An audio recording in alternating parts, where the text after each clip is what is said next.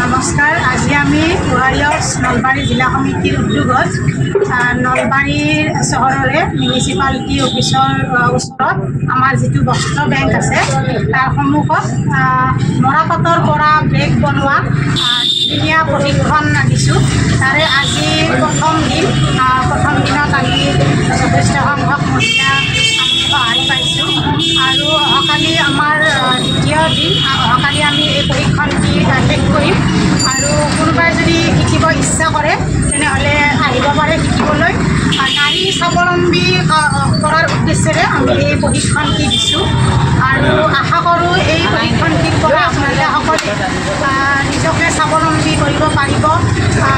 এই মৰাপাটৰ পৰা অকল বেগ বুলি নহয়, বিভিন্ন ধৰণৰ বস্তু বনাব পাৰি, মোবাইল কভাৰ বনাব পাৰি বা আমাৰ যিবিলাক অৰ্নামেণ্টছ থাকে সেইবিলাক থ'ব পৰা বস্তু বনাব পাৰি, বিভিন্ন ধৰণৰ বস্তু বনাব পাৰি। আপোনালোকে আহক আৰু ইয়াতে শিকি নিজকে স্বাৱলম্বী কৰক।